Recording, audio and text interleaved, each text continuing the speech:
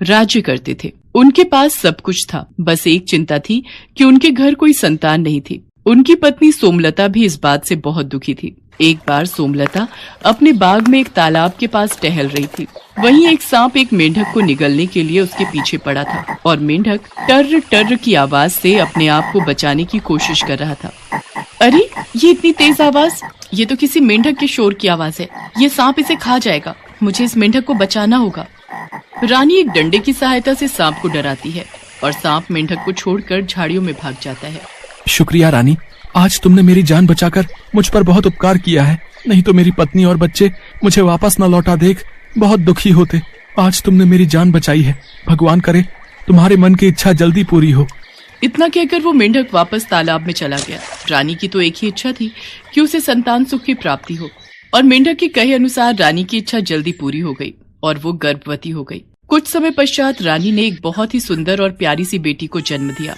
महारानी, हमारी बेटी के नामकरण समारोह में हम दूर दूर के राज्यों में सभी को आमंत्रित करेंगे। इसके अलावा मैं चाहता हूँ हम परीलोक की सभी परियों को अपनी बेटी को आशीर्वाद देने के लिए आमंत्रित करें। ये तो बहुत उत्तम विचार है महाराज। तो ठीक है, मैं दूर दूर के राज्यों में सभी राजा महाराजा को आमंत्रित करने के लिए सेनापति को भेज देता हूँ और परीलोक में भी सबको आमंत्रित करता हूँ। राजा कृष्णदेव राय परीलोक में सभी परियों को आमंत्रित करने चले जाते हैं, पर भूल से वो काली परी को आमंत्रित करना भूल जाते हैं। राजकुमारी के नामकरण संस्कार पर सभी परियां और दूर दूर के राजा महाराजा शामिल होते हैं। काली परी जब सब परियों को वहां गया देखती है तो वो क्रोध में आ जाती है और राजमहल पहुंचती है। राजा कृष्णदेव राय, तुमने सब परियों को आमंत्रित कर दिया पर मुझे बुलाना भूल गए। काली परी, ऐसी बात नहीं है, मुझसे भूल हो गई, मुझे क्षमा कीजिए। जब मैं परियों को आमंत्रित करने गया था तब आप मुझे महल में दिखाई नहीं दी। मैं कुछ नहीं जानती, इस भूल की कोई क्षमा नहीं है। तुमने मुझे आमंत्रित नहीं किया, मेरा अपमान किया, इसलिए मैं तुम्हारी बेटी को श्राप देती हूँ कि ये इसी समय काली हो जाए, इसका रंग काला हो जाए और कोई भी इसे पसंद न करे। नहीं नहीं काली परी, ऐसा मत करो, मेरी बेटी का इसमें कोई दोष नहीं। तुम मेरी फूल सी बच्ची को क्यों सजा दे रही हो? काली परी, मेरी भूल की सजा मेरी बेटी को मत दो, इसे श्राप मुक्त कर दो। राजा और रानी काली परी से क्षमा मांगने लगे और बाकी परियां भी काली परी को समझाने लगी। तब काली परी बोली, मैं अपना श्राप तो वापस नहीं ले सकती, पर इसका असर कम कर सकती हूँ। राजकुमारी का कालापन सिर्फ तभी दूर होगा जब कोई राजकुमार खुद राजकुमारी को इसी रूप रंग के साथ पसंद करेगा और उससे शादी करने के लिए कहेगा। उसी समय राजकुमारी वापस अपने रंग रूप में आ जाएगी। इतना कहते ही काली परी वहां से चली गई। राजकुमारी के नामकरण संस्कार की विधि संपूर्ण हुई और राजकुमारी का नाम काजल रखा गया। उसके पश्चात सब मेहमान अपने अपने देश वापस चले गए। धीरे धीरे राजकुमारी काजल बड़ी होने लगी। काले रंग की वजह से सब लोग राजकुमारी का मजाक उड़ाते थे और उससे नफरत करते थे। राजकुमारी काजल, तुम कितनी काली हो, तुम पर तो कोई भी वेशभूषा सुंदर ही नहीं लगती। अगर ये इतने सुंदर सुंदर कपड़े और गहने हमारे पास होते ना तो हम तुमसे ज्यादा सुंदर लगती। अरे राजकुमारी काजल को कुछ मत कहो, नहीं तो ये राजा रानी को हमारी शिकायत लगा देगी। हमारे माता पिता ने मना करा है कि हम राजकुमारी के साथ ना खेलें, नहीं तो राजा रानी हमें सजा दे देंगे। चलो चलो, हमें इसके साथ नहीं खेलना। नहीं, मैं माताश्री पिताश्री को कुछ नहीं कहूंगी, तुम सब मेरे साथ खेलो, मुझे तुम्हारे साथ खेलना है, रुको। राजकुमारी काजल की बात कोई भी सहेली नहीं सुनती, वो सब वहाँ से चली जाती हैं। राजकुमारी काजल रोती हुई महल में आती है। माँ, मेरा रंग काला क्यों है? मेरी कोई सहेली मेरे से बात नहीं करती, सब मुझसे नफरत करते हैं। चुप हो जा मेरी बच्ची, हमें कभी भी किसी की बात का बुरा नहीं मानना चाहिए। हम दूसरों को नहीं समझा सकते, पर हम अपने आप को तो समझा ही सकते हैं ना। इसलिए किसी बात को अपने मन पर मत लगाओ और तुम मेरे पास बैठो, मैं तुम्हें कहानी सुनाती हूँ।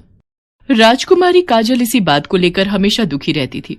धीरे धीरे समय बीता और राजकुमारी काजल बड़ी हो गई। राजा और रानी चाहते थे कि राजकुमारी का विवाह हो, पर राजकुमारी के काले रंग की वजह से सारे राजकुमार उससे रिश्ते के लिए मना कर देते थे। क्या करें महारानी, हमारी बेटी से कोई भी राजकुमार शादी के लिए हाँ नहीं करता। उसके काले रंग को देखकर सब राजकुमार उससे विवाह के लिए मना कर देते हैं। इस बात की चिंता तो मुझे भी सता रही है। काली परी के श्राप से कब और कैसे मुक्त होगी हमारी बच्ची, ये तो वक्त ही बताएगा। वैसे राजकुमारी काजल है कहाँ? आज वो सुबह से ही दिखाई नहीं दे रही। और कहाँ जाना है। अपना मन हल्का करने के लिए वो जंगल में शिकार पर निकली है और तो कोई उसका साथी है नहीं, इसलिए वो अकेली ही अपने दुख को मन में दबाए मन बहलाने शिकार पर चली जाती है। अरे राजकुमारी काजल कहाँ गई? लगता है वो किसी जानवर का पीछा करते हुए आगे चली गई हैं। अब तो एक ही रास्ता है, हम यहीं नदी किनारे बैठकर उनका इंतजार करते हैं। राजकुमारी काजल घोड़े पर सवार धनुष बाण हाथ में लिए शिकार का पीछा कर रही थी। अचानक राजकुमारी ने देखा एक नौजवान दो शेरों के बीच घिरा हुआ है और वो नौजवान निहत्था है। शेर उस पर हमला करने ही वाले थे कि तभी राजकुमारी काजल उनके बीच जमीन पर तीरों की बौछार से उन्हें डराती है, जिससे डरकर दोनों शेर जंगल की ओर भाग जाते हैं। लाइए हाथ दीजिए, आप ठीक तो हैं? जी शुक्रिया, बस थोड़ी सी देर हो जाती तो मैं इन दोनों का भोजन बन चुका होता। वैसे मेरा नाम जयचंद है, मैं पास के राज्य कुशलगढ़ का राजकुमार हूँ। और आपका परिचय? राजकुमारी काजल जयचंद को अपना परिचय देती है। धीरे धीरे जयचंद और राजकुमारी काजल में दोस्ती हो जाती है। राजकुमारी काजल को जयचंद का साथ बहुत अच्छा लगता था। राजकुमारी मन ही मन जयचंद को प्यार करने लगती है, पर राजकुमारी को डर था कि कहीं सभी राजकुमारों की तरह जयचंद भी राजकुमारी को विवाह के लिए मना न कर दे। इसलिए राजकुमारी काजल ने जयचंद से दूरी बनाना ही ठीक समझा। आज 5 दिन हो गए, राजकुमारी काजल मुझसे मिलने नहीं आई। सब ठीक तो होगा? कहीं राजकुमारी काजल का स्वास्थ्य तो नहीं खराब हो गया? मुझे उनके राज्य में जाकर उनका हालचाल जानना चाहिए। राजकुमार जयचंद राजकुमारी से मिलने महल जाता है तो उसे सारी सच्चाई पता चलती है। राजकुमारी काजल, आपने बिना मेरी राय लिए, मेरे से बात किए बिना ये कैसे फैसला ले लिया कि मैं आपको पसंद नहीं करूंगा? मैंने तो आपसे अभी तक अपने मन की बात कही ही नहीं। राजकुमार जयचंद, इसीलिए आपसे ये बात नहीं की क्योंकि आप देखने में बहुत सुंदर हैं। आपको तो सुंदर राजकुमारियां अपने विवाह के लिए मिल जाएंगी, पर मैं आपके लायक नहीं हूँ, इसीलिए मैंने दूरी बना ली। राजकुमारी काजल, किसने कहा कि आप सुंदर नहीं हैं? आपकी खूबसूरती मैंने देखी है, आप बहुत सुंदर हैं। आपका मन बहुत सुंदर है। व्यक्ति के रंग से उसकी सुंदरता की पहचान नहीं होती, उसके व्यवहार से होती है। आप मुझे बहुत पसंद हो, मैं आपसे विवाह करना चाहता हूँ। राजकुमार जयचंद के इतने शब्द बोलते ही राजकुमारी काजल का रंग बदलने लगता है और वो वापस अपने रूप में आ जाती है। ये देखकर जयचंद और काजल दोनों ही चौंक जाते हैं। तभी राजा कृष्णदेव राय और रानी सोमलता काली परी के द्वारा दिए गए श्राप की पूरी बात उन्हें बताते हैं। इसके पश्चात शुभ मुहूर्त में राजकुमारी काजल का विवाह पड़ोसी देश के राजकुमार जयचंद के साथ धूमधाम से संपन्न हो जाता है और खुशी खुशी राजकुमारी काजल अपने ससुराल विदा हो जाती है।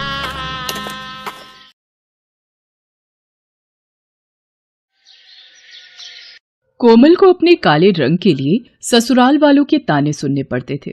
उसकी जेठानी प्रीति का रंग गोरा था, इसलिए सब उसकी तारीफ करते थे। प्रीति बहू, सारी साड़ियाँ बहुत सुंदर हैं और तुम तो जो भी रंग पहनोगी वही रंग तुम पर अच्छा लगेगा। तुम्हारे गोरे रंग पर तो सारे रंग खिलते हैं। तो और क्या, शशि भी तो देखने में गोरा और सुंदर है, बिल्कुल ननद जी पर गया है। माँ जी, ये मैंने साड़ी सोची थी कल शशि भैया की बारात में पहनने के लिए। अरे बहू, तुम कुछ भी पहनो, तुम्हारे काले रंग में तो सब रंग मिलकर एक से हो जाते हैं। कपड़े तो प्रीति बहू पर जचते हैं, कुछ भी पहने सबसे अलग ही लगती है। कलावती की ये बात सुनकर कोमल दुखी हो जाती है और अपने कमरे में आकर रोने लगती है। कलावती की आदत थी वो अपनी बड़ी बहू प्रीति और कोमल दोनों में ही फर्क करती थी और इस बात से कोमल हमेशा दुखी रहती थी। अगर मेरा रंग काला है, इसमें मेरी क्या गलती है? मैंने कभी भी इस घर की अच्छी बहू होने में कोई भी कसर नहीं छोड़ी। उसके बाद भी प्रीति भाभी को इतना सम्मान मिलता है और मुझे इतना नीचा दिखाया जाता है। अगले दिन सब शादी में पहुंचते हैं। प्रीति भाभी, मेरी एक हेल्प करो। सुरमा भराई की रीत के वक्त आप कोशिश करना कोमल भाभी कैमरे में ना आने पाए, नहीं तो मेरी शादी की सारी एल्बम की फोटोज और शादी की वीडियोस खराब हो जाएंगी। चिंता मत करो देवर जी, मैं उसे आपकी घोड़ी के आसपास भी नहीं फटकने दूंगी। प्रीति भाभी, वो बुआ जी ने देवर जी के लिए सुरमा भराई रस्म के लिए भेजा है, देवर जी लगवा लेते। प्रीति भाभी, मेरे लिए जरा एक गिलास पानी मंगवा देते। कोमल, जरा देवर जी के लिए एक गिलास पानी ले आओ। कोमल को पानी लेने भेजकर प्रीति बारात की भीड़ में रस्म पूरी करके सब रिश्तेदारों के साथ फोटो खिंचवाती है। इतनी देर में कोमल आ जाती है और उसकी आंखें आंसुओं से भर आती है। अब मेरे पैर में थोड़ा दर्द है, मैं बारात के साथ चल नहीं पाऊंगी। मैं सोच रही थी गाड़ी में बैठ जाती हूँ। कोमल अपने आंसुओं को छुपाए गाड़ी में बैठ जाती है। अब तो कोमल रोजाना इन सब बातों से बहुत दुखी रहने लगी थी। एक सुबह, माँ जी मैं जरा बाजार होकर आती हूँ। घर से बाजार के लिए निकल तो आई हूँ, पर वापस घर जाकर दोबारा सबके ताने सुनने की अब मुझ में हिम्मत ही नहीं रह गई है। कुछ समझ नहीं आ रहा क्या करूँ। ये सामने क्या लिखा है? काले रंग से मुक्ति पाओ, गोरे होकर यहाँ से जाओ। ये कैसे हो सकता है?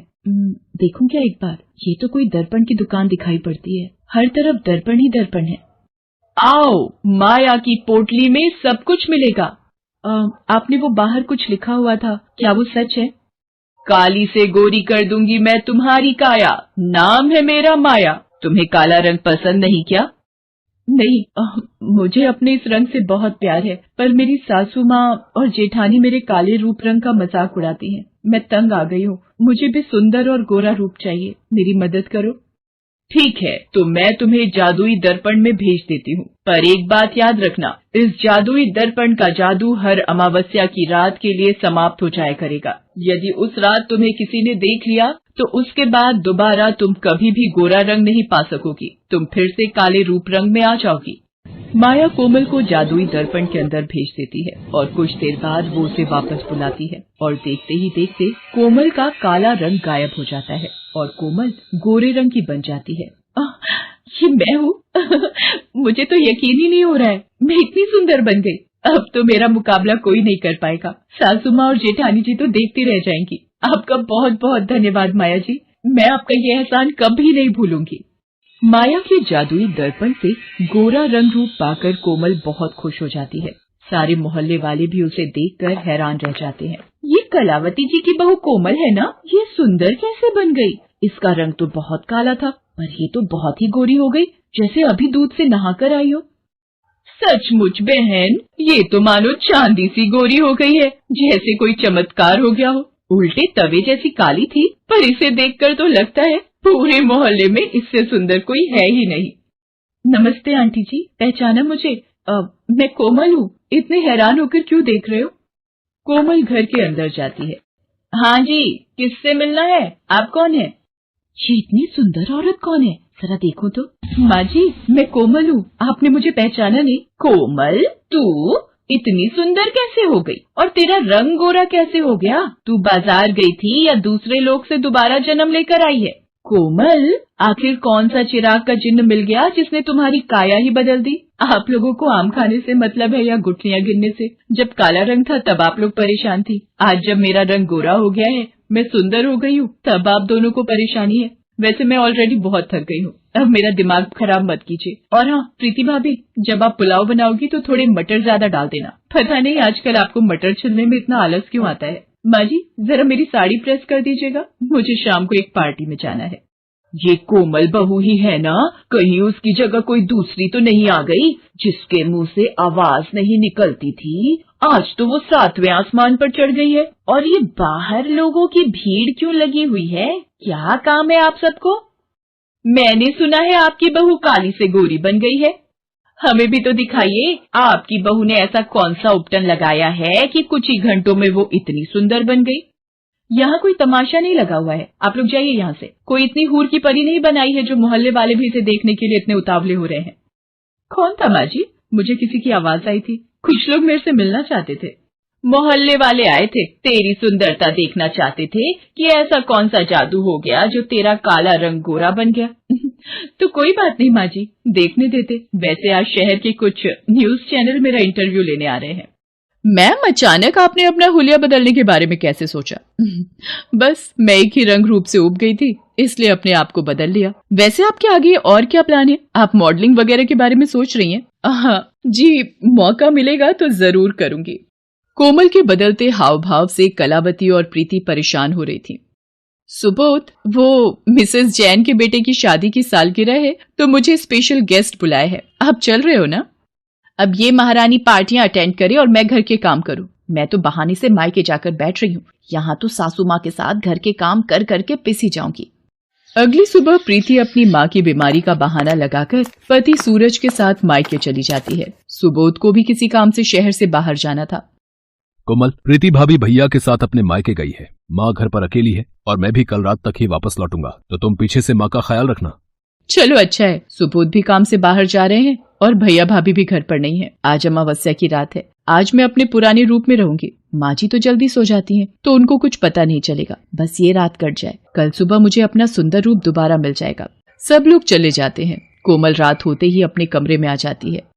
अच्छा है, माँ जी जल्दी सो गई। लगता है मेरा असली रंग वापस आ रहा है। मेरे हाथ धीरे धीरे काले हो रहे हैं। हाँ, मेरा मुंह दोबारा पहले जैसा हो चुका है। लगता है जादुई दर्पण के जादू का असर इस रात के लिए खत्म हो चुका है। मैं वापस अपने रूप में आ गई हूँ। अब सो जाती हूँ, सुबह होते ही मैं ठीक हो जाऊंगी। अरे ये तो माँ जी आवाज लगा रही है। कोई परेशानी तो नहीं है? माँ जी, माँ जी, हे भगवान, सीने में दर्द। कोमल बहू, लगता है माँ जी की तबीयत खराब हो गई है। मुझे इन्हें अस्पताल लेकर जाना होगा। कोमल कलावती को ऑटो में बिठाकर जल्दी से अस्पताल लेकर पहुंचती है। कुछ वक्त के पश्चात कलावती की हालत में सुधार आता है। कलावती को अस्पताल लाने के चक्कर में कोमल ये भूल जाती है कि उस दिन अमावस्या की रात है और उसे अपना असली रूप मिला हुआ है। कलावती कोमल का असली रंग रूप देख लेती है। कोमल रोकर कलावती को सारी बात बताती है। मेरी प्यारी बहू, गलती तो हमसे हुई है। तेरा तो मन बहुत साफ है। तू तो मेरी जान बचाने की फिक्र में सब कुछ भूल गई। तुझे तो ये भी याद नहीं रहा कि यदि किसी ने देख लिया तो तेरा जादू छिन जाएगा, दोबारा कभी नहीं मिलेगा। और इस सब का कारण मैं बनी। माँ जी, आपकी जान से बढ़कर मेरे लिए कुछ भी नहीं है। आप हो तो सब कुछ है। उस दिन के बाद हर कोई कोमल की तारीफ करता है। कोमल को भी समझ आ गया था कि दर्पण सिर्फ ऊपरी सुंदरता बयान करता है और जो व्यक्ति मन से सुंदर है उसकी हर जगह प्रशंसा होती है।